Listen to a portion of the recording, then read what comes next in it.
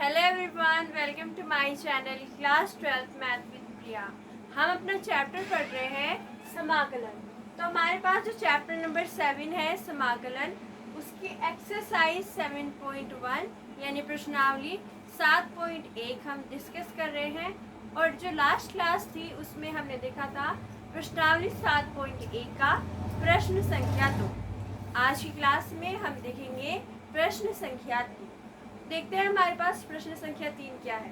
हमारे पास प्रश्न है निम्नलिखित फलनों के प्रति अवकलज यानी कि समाकलन निरीक्षण विधि द्वारा ज्ञात करें। तो प्रति अवकलज का मतलब क्या होता है? प्रति का मतलब होता है उल्टा और अवकलज का मतलब क्या होता है? अवकलन। तो यानी कि अवकलन का उल्टा, अवकलन का उल्टा होता है समाकलन। तो यहाँ पे ब्रैकेट में दिया भी हुआ है समाकलन। हमें क्या ज्ञात करना है? समाकलन ज्ञात करना है।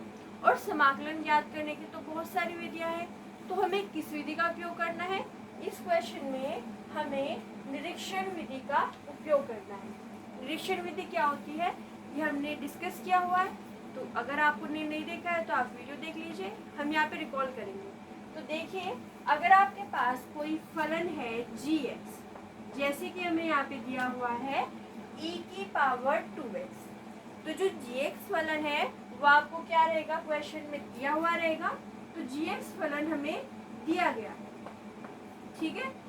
अब आपको कोई फलन fx का चयन करना है, आपको एक फलन fx चूज करना है। तो यहाँ पे आपको कोई दूसरा फलन fx यूज करना है और वो इस तरीके से चूज करना है कि इसका अगर आप अवकलन कर दो तो वो इसके बराबर आ जाए। क्या कहा मैंने? अगर इस फलन का अवकलन कर दिया जाए तो वो gx के बराबर आना चाहिए, यानी कि अगर आप इसका अवकलन कर दो तो वो किसके बराबर आना चाहिए? gx के बराबर आना चाहिए, ठीक है। gx का मान हमें क्या दिया हुआ है? यहाँ पे e की पावर 2x दिया हुआ है, तो हम यहाँ पे e की पावर 2x लिख लेते हैं इज इक्वल टू। अब कौन सा फलन हो सकता है जिसका अवकलन करने पे e की पावर 2x मिल जाए? तो अगर आप सोचोगे कि अगर हम e की पावर 2x का अवकलन करते तो हमें कुछ ऐसा मिल सकता है, हमें e की पावर 2x जैसा कुछ मिल सकता है।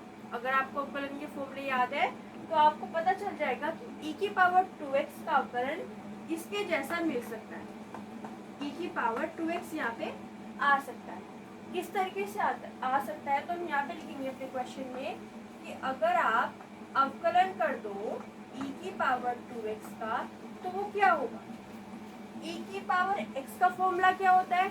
e की पावर x का फॉर्मूला होता है, यानी कि अवकलन अगर हम कर दे e की पावर x का तो वो होता है e की पावर x। लेकिन यहाँ पे हमें x तो नहीं दिया हुआ है, x की जगह पे 2x दिया हुआ है, तो हम यूज करेंगे किसका?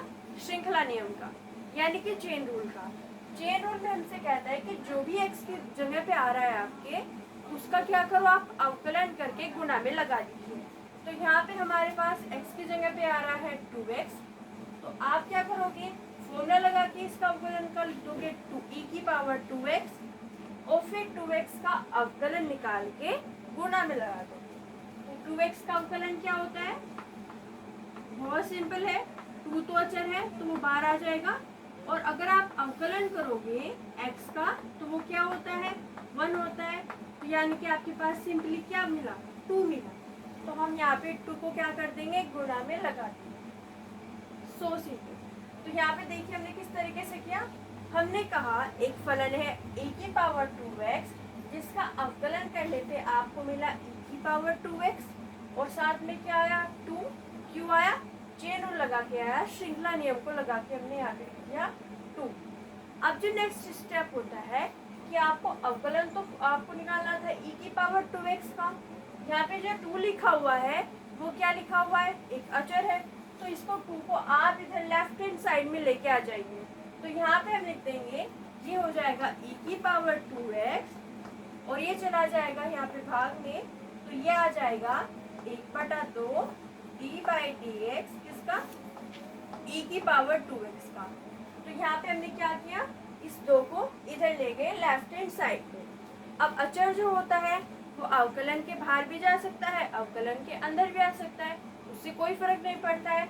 अगर आप अवकलन करते किसी भी, अगर आप अवकलन कर दो 1/2 e⁻²x का, तो आपको क्या मिलता? 1/2 तो चले बाहर आ जाता और e⁻²x मिलता। तो 1/2 अगर बाहर लिखा हुआ है तो आप उसको अंदर भी ले जा सकते हो, मतलब ये यहाँ बाहर लिखा हुआ है तो हम उसको अंदर भी ले जा सकते हैं। तो हम यहाँ पे क्या लिखेंगे?